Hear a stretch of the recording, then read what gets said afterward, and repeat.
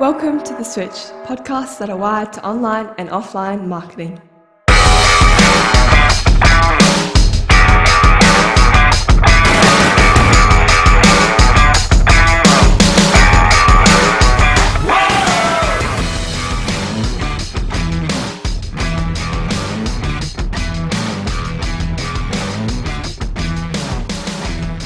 Alrighty, welcome back to The Switch Part 2. We have our special guest here, Annabel. Hi. Thank you very much for coming along. Are you enjoying the show so far? Yes, I am. I've got a lot to talk about, and I think it's great to hear your opinion as well as being from being a teacher. Awesome, Yeah. awesome. Good stuff. This next part, Wayne, is all about Oh, Annabel. yeah. I've got the hard-hitting questions, Annabel. Prepare yourself. I've been up all night preparing for this. No, seriously, it's great to have you with us today, and your feedback and your experience is really important. And I think your voice and bringing it out and getting on this podcast and talking about your experience is really important. And so what I'd like to do is start off about, what was your early childhood like in terms of education, your experiences? Because I dare say that some of that framed your direction in life. Definitely. And why you got into teaching in the first place. So Yep. tell us a bit about that. Absolutely. So I remember going to the local kindy, which was a couple of mornings a week, and mostly creative, so painting and playing and like socializing with the other children. So I have really good memories of kindy, and then from that I went from pre-primary through to year 12 at the same school. Okay. Which I did not like the school I was at. It didn't suit me, and now I guess it makes a lot more sense to me now, whereas, during school I didn't quite understand why I was struggling or why I didn't quite like school. Yep. And it just didn't feel quite right for me, and I would question a lot of the methods kind of, particularly in year 11 and year 12. Question outwardly or question internally? Both. So most of the time questioning internally, but year 11 and 12 it turned to external and talking and questioning teachers. But I have good memories, of primary school and early childhood. For me was the music room. Yeah. That was my It was a creative haven. space. Yeah. A creative space. It's a little bit different. I loved it. And I'd done music before I went to school. I used to go with my mum to music groups, and again, absolutely loved it. I have felt that I've always had a great sense of rhythm that's kind of like instinctive. Yeah. And music has continued to be a passion even as an adult. Wow. So year 11 and 12, obviously, apart from the fact that you're gaining in maturity and you're starting to get your own inner voice, you're understanding the world differently and what's going on. And clearly you thought that the system that you were going through was falling short. I mean, I knew I didn't like school. I'm a creative. I hated school. Guess what I loved about school? Sport, a bit of art, but my friends, socialising. Yeah. Okay. And that's what I learned a lot of skills around that and understanding who you are as a person. But everything else was like, it was just horrible. Yeah. It was horrible. And yet, even though I'm in the creative space now, even design and art didn't really. Yeah. I wasn't even in that space. No. I Did it exist? No. In some way, yes. I was. I loved cartoons, drawing, and stuff like that. But I had no focus on it. No. I was always told I had my head in the clouds. Yeah. I was a dreamer. That was it. You're a dreamer. Yeah. I think get your head out of the clouds. Also the way that school does. Can you get your head out of the class, please? Sorry. Even though the way school does those like creative subjects, it takes the joy out of it. It does. Unfortunately, like I used to love drama. Oh, I love And- drama. And my parents stopped me from doing it. Yeah, so Did No they resentment there, is Yeah. there? I know. Yep, years later. Did they say you're still. already dramatic enough, Yep. Steve? Oh. You don't need My to passion know. was music, like you, Annabelle. My Yeah. passion was music. And it still is. And still is. Yes. Yep. Absolutely. Yep. And computers. It was the only subject I was good at, and my parents sent me to a boarding school with no computers. Oh, Man, your parents have got a lot to answer for. I know. Every interest, they're like, no, we'll go the other way. Yeah, but you're right. It's the teachers as well that were teaching the creative stuff. They weren't. Yep. They weren't. Either they They're weren't. not passionate, but no. also the curriculum, like Yeah, it didn't allow for us. Yeah, it's like you've got to be doing this Yeah. in this year, in this term, very boxed even. in. And it's like, how is that fun? Yeah, Or following your interests or your passion, especially in those creative industries when it's so regulated.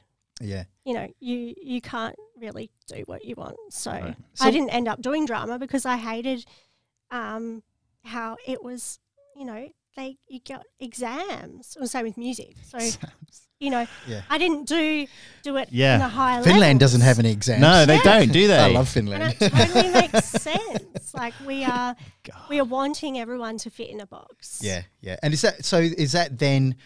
So then leaving Yeah. school, is that then where you started thinking, you know, I want to be a teacher. I want to be better, or No. did it? How did that happen?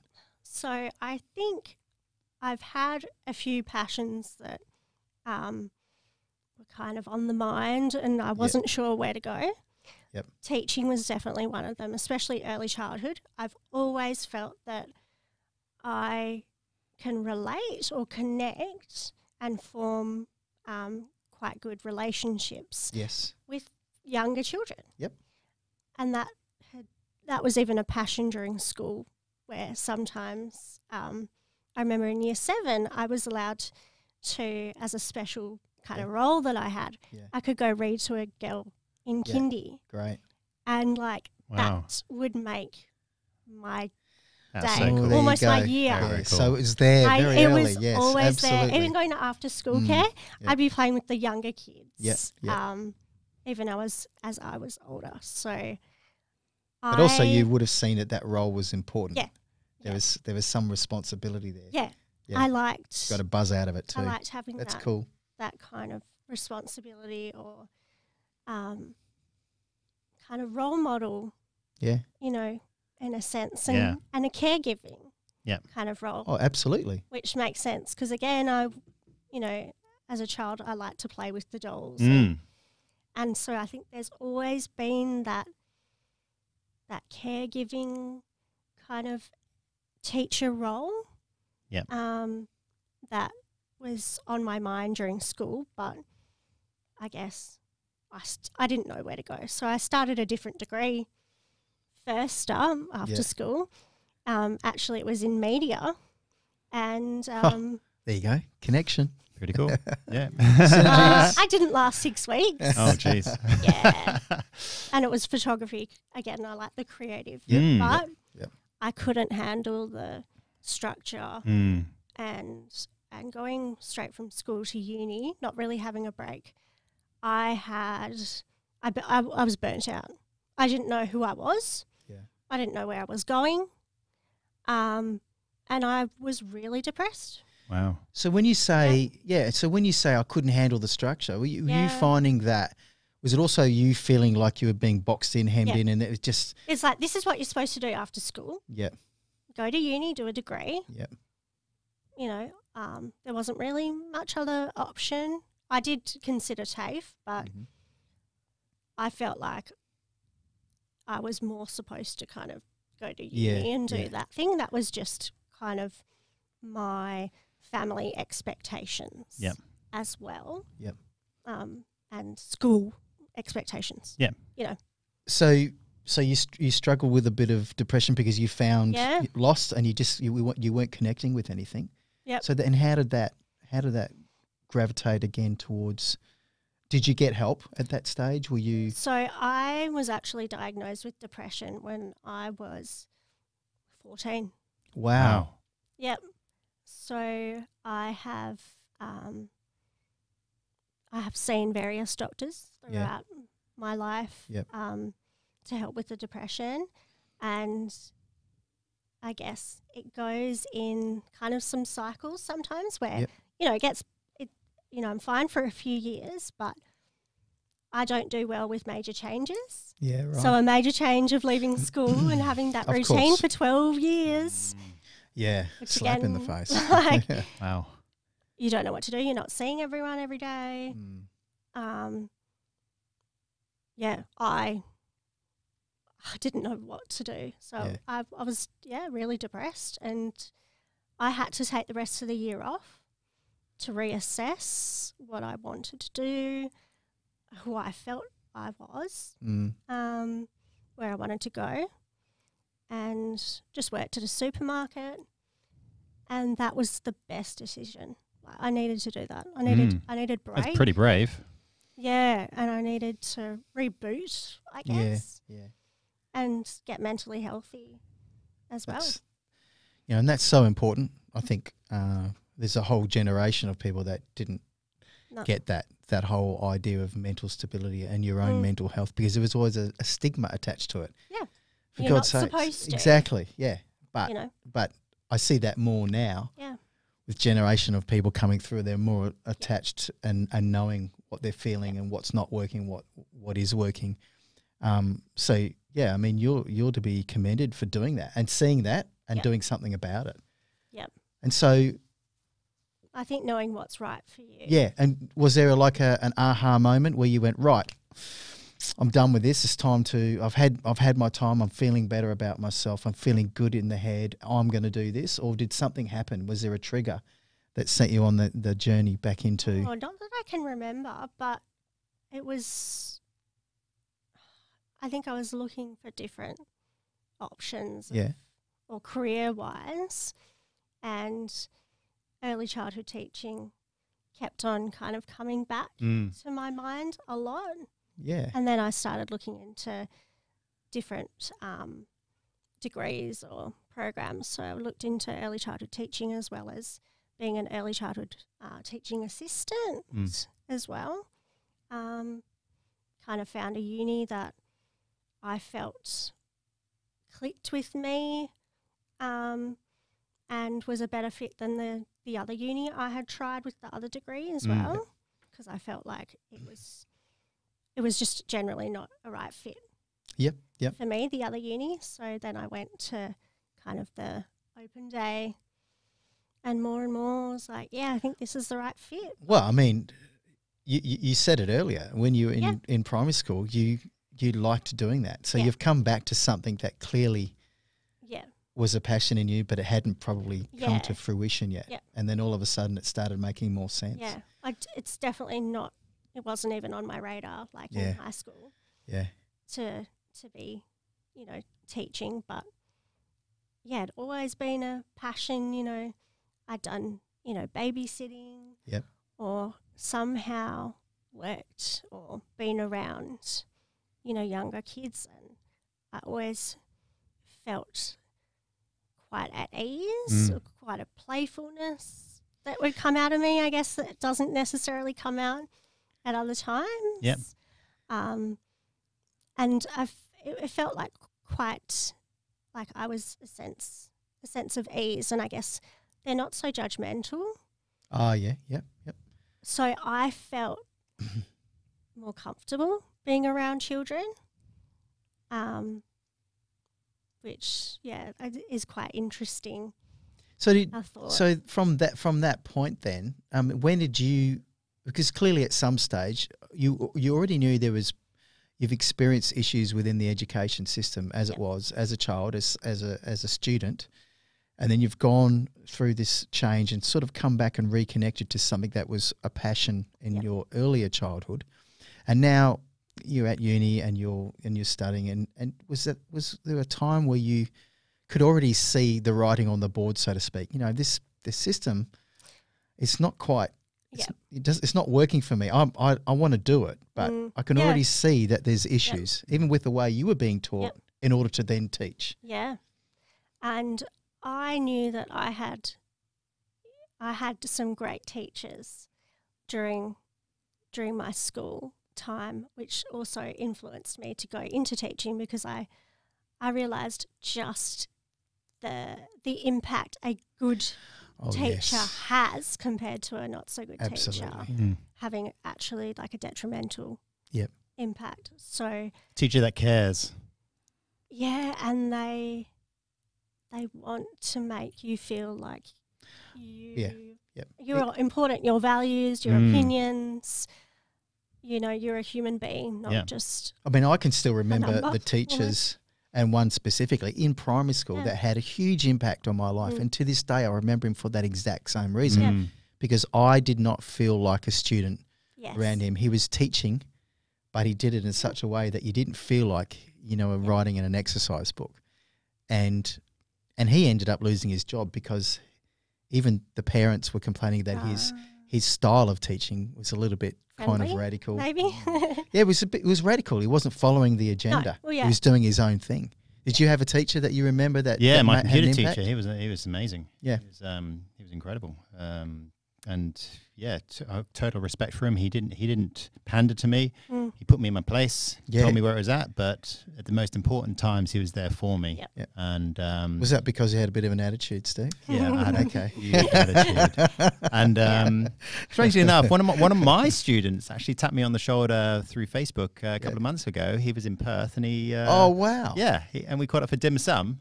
Oh, that's really cool. And I bought my daughter, who's now 15, and he said such nice things about me as a teacher. I was very flattered. Good. So I paid for the dim sum. So you made an impact on someone's life, and that's the important that's thing. it. That's all it is. That's what it's about. And so Annabelle, you could see that. Yeah, you could see that there were teachers that made a massive impact on you because they were different and they got through. Yeah. And you know, everything else was grey. Yep. And all of a sudden you had these bright colours popping around you. Yeah. Yeah, that's really really cool. I wanted to be one of those teachers, I guess, and that there it was. You know, could make a difference. Make a difference. And also because of that too, that's where you saw the contrast of the system and education and how do I need to be a better teacher, or can I do a better job? But you said it too, it's in the relationship, how you communicate. Mm-hmm. Yeah, absolutely. And finding that way to connect to a student where I'm accepting of you. I'm not trying to change you. Yeah. I'm here like as a team member. Yeah, right. I'm going to work with you. I'm not, trying to guide you to what I yes. want. Okay. The teacher's kind of goals. You know, what do you want and how can I help you? Which is very different. Yeah, it is. It is. Again, the education system doesn't necessarily help that. Teachers like that are so few and far between, though. Some people are just there to sit in there for retirement. Oh yeah. You know, they don't. They really just want to wait out their time. Yep, they're over it. There are some teachers who are just by the book and just don't have an emotional bone in their body. No. And then you got the few who really people remember. Yep. And they generally leave the industry. And they leave the industry, don't they? As they you do. did. As we both did. Yeah. Yes. You know, because it's emotionally draining, and I burnt out first year full-time teaching. After uni, I felt like uni does not prepare you enough, or often they're teaching you not what you need to know, like school. Yeah. And loved having my own, class. Yeah. Kind of finally, it was a little bit different in a daycare, but I struggled. I absolutely struggled with, so many aspects. I felt totally unprepared, and burnt out, and had to take a few months off and kind of reassess. Again, is this the path You know, well, I want to go. They do always say logically you would. I mean, anybody would. When you get to that stage, you're going to go, hang on, what am I doing? Why am I doing this? Yep. If you're in that predicament again. Well, I was I was a secondary school teacher, and they always said that the first year is always the hardest. Yep. And what do? They give me 4 different subjects to teach, not even my core subjects. Yeah. And they don't support you. Yep. Yeah. And they wonder why. Yes. And then everyone leaves after. That's right. You know, the first year or so. They don't last. So is that then where you started thinking about, I mean, you've got this great business. Yeah. Is that where it started? Probably, yeah. It started about then because I saw a lot of children that I felt developmentally they needed to, you know, have some more support, you know, outside of what I could provide as a teacher. So possibly going to a speech or an occupational therapist, because I could see particular aspects of their development or that was affecting kind of how well they could do, you know, in a daycare environment, but also then going on to school. And I was shocked by how many there were. Like, I hadn't experienced so many children who were struggling in one setting. Wow. And there wasn't really the support. Trying to talk to some parents, they weren't all, you know, so open or understanding, I guess, because they, you know, they have their own kind of preconceived notions that they didn't necessarily want to be a parent who had to, or who looked into, you know, getting a label or a diagnosis for their child, but then it actually was detrimental for their children, because of course, and some of their children, you know, it wouldn't have taken much support. It would have just been a few months with a speech pathologist. Yeah. And it could have made a huge difference for the rest of their lives. Yeah. You know, because it's like habits, like anything. The earlier you are, you know, relearning or being supported, the easier it is.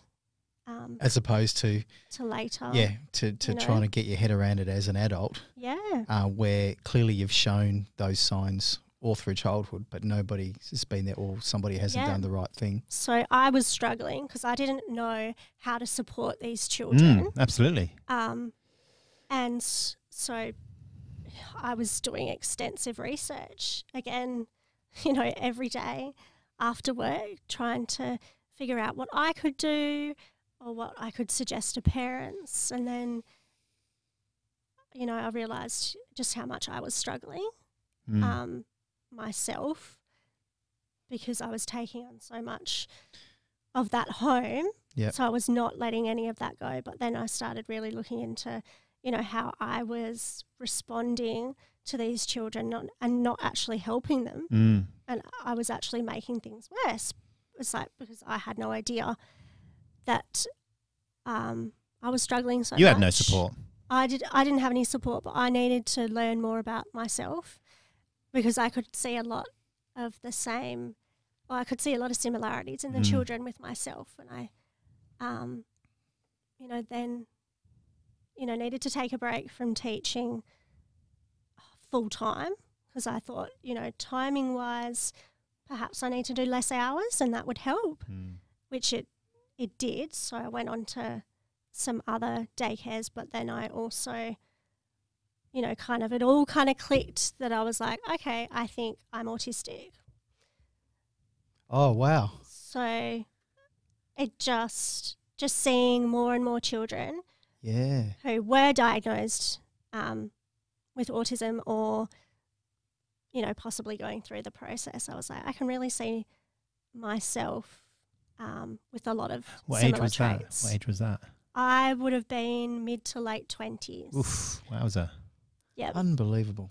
Yep. So I did a lot of research and learning myself of early childhood development, but developmental psychology and the attachment theory, and then, you know, learning about, autism and then more recently ADHD. But it took me quite a few years to decide to get myself assessed. Wow. And go through the process of that. I guess I had to read more, but also reading from the point of view of other women in their 20s and 30s, because when they would talk about their childhood and what they had experienced in school and things like that, I was like, oh my gosh, that is me. It was just this light bulb moment. I decided when I was 30 to go get an assessment for autism. And, I am autistic. And it's changed how we, the terms we kind of use nowadays. But in old terms, it would have been what people would have regarded as Asperger's or high functioning. Right. But we, as an autistic community, we don't like talking or labelling and saying higher functioning or lower functioning, because we all have a huge array of sensory and kind of needs. You know, we're not all the same. Yeah. And we're all learning that. So you can't really say, well, they're higher functioning or they're lower functioning. That doesn't tell you anything necessarily. And it's really more unhelpful to label that way. But I find that we, a lot of people don't, they can relate more to me saying like Asperger's. And it's just because that's what we've been taught. And it's almost like they need me to say or spell it out for them, because they can't wrap their heads around, I don't know, that I could be a teacher who's autistic. Yeah. I guess. And it's like, okay. Goes against the grain, doesn't it? You know, it's like I've learnt most of my life to mask and to hide and to be not my true self, because that's the way I coped and I dealt absolutely with things. Wow. And that's then, amazing, isn't it? Well, that's amazing. 4 months ago, I decided to go get assessed for ADHD, and I've got ADHD or inattentive, inattentive ADHD. And yet you're having a huge impact on community with your business, Thriving Minds. Yep. So isn't it strange how it took, if we had a broken arm, we'd go to hospital, wouldn't we? Yep. If we had a headache, we'd take a pill, wouldn't we? It's amazing people's thoughts on mental illness and how they think it's any different to having something that's wrong with you just because they can't see it.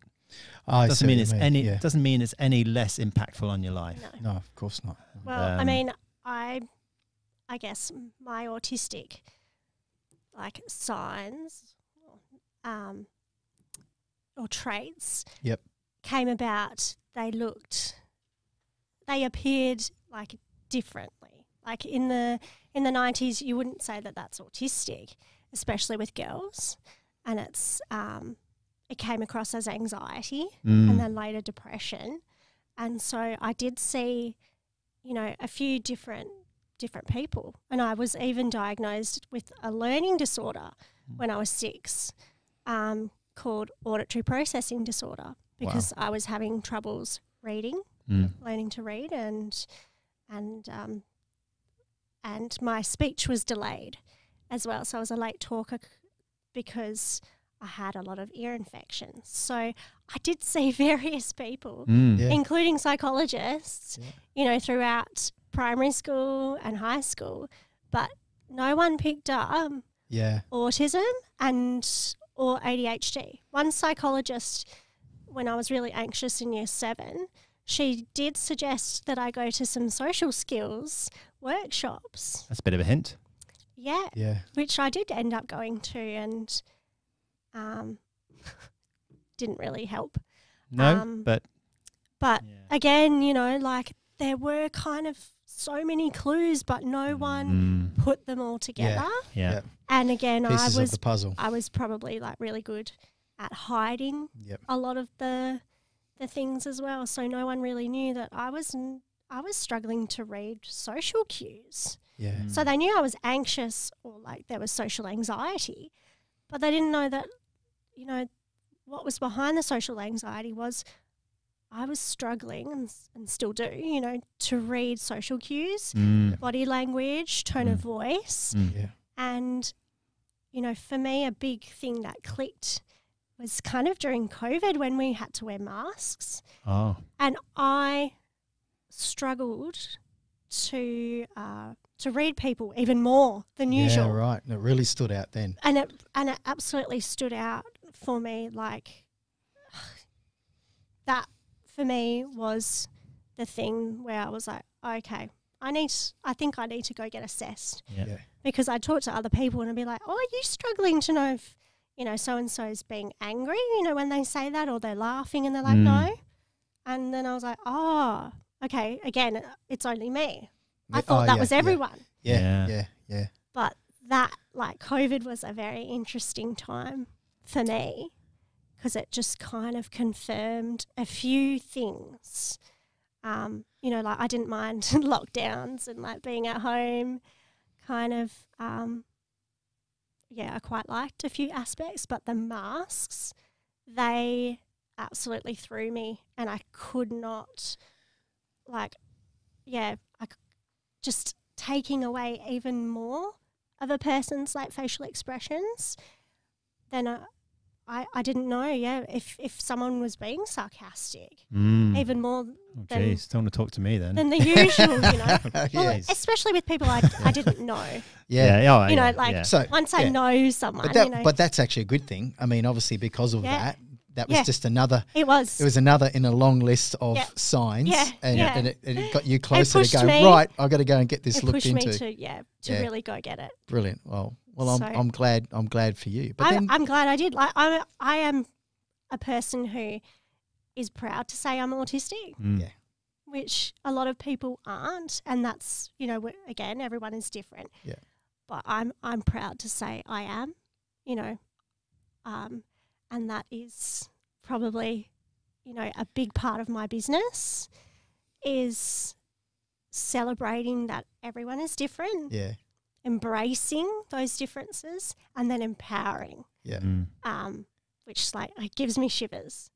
And I actually get really emotional because I want more children to feel that they are celebrated and embraced and empowered. Yeah. You're different, like that's good. We are all different. We need to be you know, following our differences or our interests and, you know, rather than trying to guide everyone into this box. That's what makes us all such a beautiful world because we are all different. Yep. And, I, you know, through my business, I'm educating parents. Oh, I love your business model. Yeah, and teachers, you know, through so many great books and educational resources and now, you know, quite a lot of sensory tools and toys that, you know, we all learn differently. And that's it. And there's nothing wrong with that. No. But we need to work out how we all learn differently and what we can do to support them. So if that means, you know, having a calm corner, you know, at home or in a classroom where, you know, if it gets overwhelming, students can go and... I love that idea. You know, do some breathing it's like or a safe place, reading. Isn't it? Yeah. But it's having those support systems and those tools for everyone and educating, teachers and parents as well about what they can do in the home environment or a schooling learning environment. But a lot of parents need the support too. Yeah. I have. No one teaches parents how to be parents. I have, yeah. Yeah, and everyone's got a different opinion, but you've still got to do it yourself. But Yes. knowing that, My way's the best though. Got to be. of course it is. Got to be. No, I mean, I love the product that you sell through Thriving Minds Education, and as you know, I've got a grandson, and man, when I saw those books, when I first saw them, I was going, I love this. Meditation, mindfulness, treating people the same. You know, someone looks different. Yeah. And just, it was just, to me, it was so simple. Yeah. And like basic stuff. But never had I seen books like that before that had actually broached those subjects in the way that it was fun and light. And Hudson, my grandson, loved them. Loved sitting down and going through them. And, you know, I can't remember which one of the books was, but I think breathing makes it better. That's right, yeah. It's like the pink cover. Yeah, that's right. And we went out in the garden Yeah. and we sat there and we were practicing our breathing, and then we'd like try and find total quietness, and then we'd listen for the birds, all the different birds. We'd try and count how many different bird songs we could hear. That's cool. Yeah, and like he really tuned into that. Like he absolutely loved it. Yeah. It got to the stage where, you know, when he'd come over and I was making a coffee, he goes, Poppy, we're going to go out and count the birds. You know, like, so That's cool. So there was a connection made, but I probably would not have done that if I hadn't had that book and gone through that and went, oh, you know, this is something we can do. And it just turned out to be such a really good way to connect.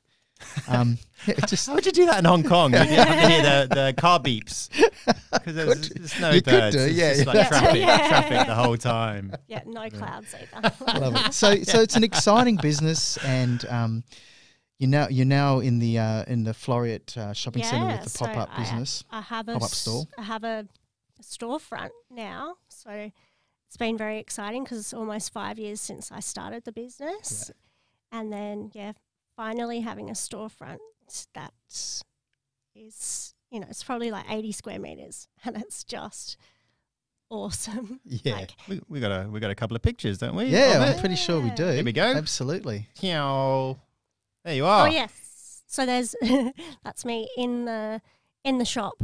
So the shop that I'm in is a pop-up shop. So it's a casual leasing space for many different businesses. Yeah, that's the shop.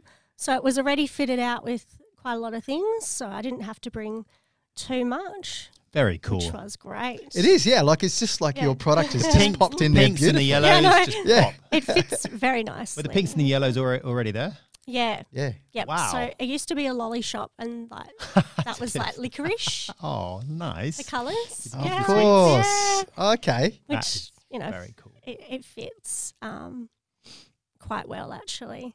Nice. And it's a great space, and so many people have just loved coming in and spending time going through the products, especially the books. Yeah.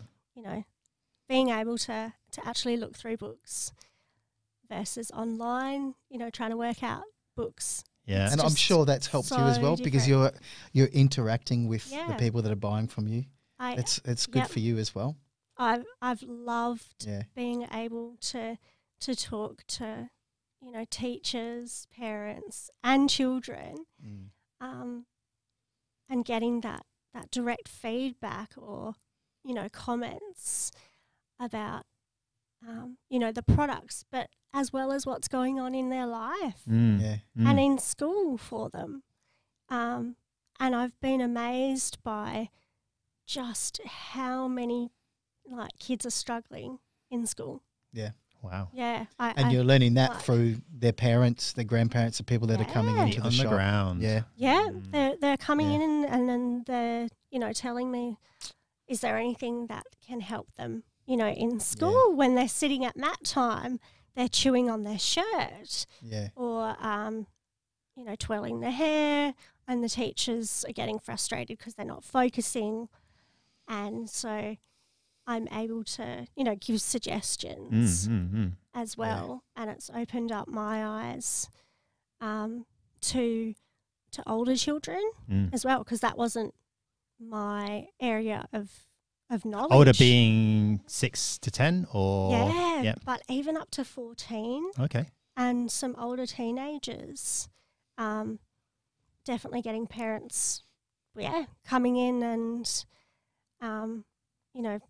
asking for some help if there's anything, sensory tools, or fidget toys. Yeah. So I've expanded. I get my wife to go down to your store. So really, I mean, the fact that there's not more schools and places that know about what you're doing and how you're doing it, we need to get the word out. Yeah. How do you, are you marketing to schools? Are you marketing to parents? Because most parents will be on Facebook. Yeah. So. The main ways I market are through Instagram and Facebook. Yep. Like definitely. Being at, now having a storefront, it's been a little bit different because it's a little bit of a different target market than I usually have on social media. Yeah. So I'm trying to get involved with the local community. Yeah. So there's a primary school right round the corner, and they have a great competition for the school holidays, which involves Lego and creating your own, figure or and not following any instructions. So it's got to come from your imagination. Yeah. And I'm providing like a prize, like a gift voucher for like the winner of that. So I'll be excited to see what they come up with. But I think it's engaging with the local community in that sense, as much as you can. And I'm also planning some events for the store so people can come in and learn more about how they can support their children. Absolutely. Or, not their own children, but also, if they're a teacher in their classroom, in every sort of different environment, because I've had people ask me, do you do workshops? Because I'd love to learn more, about neurodiversity or, what I can do with my grandchild, when I've got him, a couple of days a week. Well, I'm sure there's people within the community that if they find out that you exist and what you do and what you're offering, they're going, it's like it's like a life raft. Like a dam waiting to burst. Exactly, yeah. I've experienced like the word of mouth and that's happened with having a store has been unbelievable as well, so much quicker than the online kind of word of mouth. But I'm getting people coming back a few times. So I've been there 2 months and quite a lot of people have come a few times or said, I've come because my friends told me about this shop and or the teachers in the school, the word getting around. So this pop-up store may not actually end up being a pop-up store. It may be a permanent store, hey? Well, definitely something I've been thinking about. Well, we wish you the very best, Annabel. Thank you. We love what you do and we love your story. It's been a pleasure to interview you today and to gain some insight. And thank you for your honesty. Yeah. I think that's really important. Absolutely. Yep. We have got a few pictures of your products, so if we just want to rattle through those. Thanks for letting me come on. A quick promo for you. Yeah. Just a couple of sentences on each of these would be awesome. Oh, yep. So the Breathe With Me is a book about mindfulness and learning to breathe. Is that the one you were? Yep. I got one. I got that one as one of them. I got that one too. Cool. Next one. And then this is a setup that I did on one of the tables at the pop-up shop. So it's a little small world environment. Yeah. A lot of creativity and imagination. There's nothing right or wrong. You can just do whatever. So do you get a like a little box full of like a disassembled one, or do you buy the world in itself? So they're all like kind of separate parts. Yep. So the houses, the people, the trees, the fences, and down the bottom, animals. Cool. Yeah, they're all separate, and then I kind of arrange it together. Brilliant. Yeah. Oh, and these are some, they're called routine magnets. So they are, they come in cards as well, but the magnetic version is super handy for the fridge or if you've got a little whiteboard. So it can help with children knowing, you know, what's happening during the day. So you can do like a routine. Yep. And so having that structure and predictability is creates quite a feeling of safety and, you know, with children if they know what's, you know, happening during their day.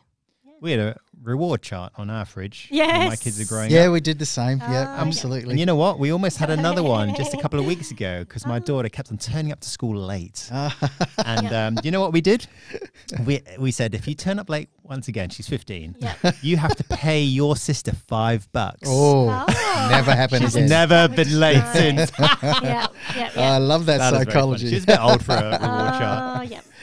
Well, on a side note, reward charts are on the out. Are they really? Okay. Positive reward charts? Yes. Oh, that's that is a controversial topic. Oh, okay.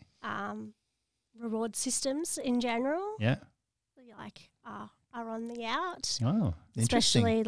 Especially in classrooms. Yeah. Yes. Okay. Well, that makes sense. It's more a public kind of display, and it can be quite humiliating. Oh, yep. You know, because if you're in, you know, down the bottom in the bad or the red zone, like promoting feelings of shame and guilt has been shown not to improve student behaviour. So it does the opposite. Oh, yep. Good advice. Yeah. Good advice. Okay. Inside information, Steve. Yeah. Lots of musical instruments. So again, because, well, I know how important music was to me. Yeah. And it is in early childhood and our whole lives. I've got, lots of musical instruments as well. Music's cool. Brilliant. Yeah.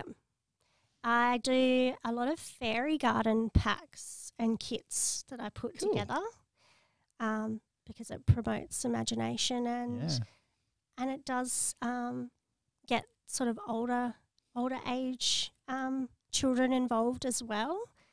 I don't think there is an age limit because I even get adults. There's no age limit on imagination. No. And it's quite a nice solitary activity as well. So do you custom make these or do you have certain sizes that are already like put together? Oh, well, I do put together certain ones. Yeah.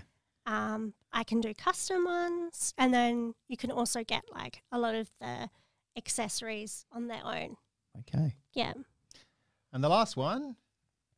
Lots of books, lots of terrific books about kindness and teamwork, so friendship skills, social, emotional development and skills. A lot of resources and books I have is all about growth mindset and not a fixed mindset. So that is about building resilience and confidence and that self-esteem and, you know, empathy, having empathy for yourself as well as others because you need to have that in order to build those social skills. Oh, absolutely. Brilliant. It's about having, you know, mentally well yourself. Yeah. You know?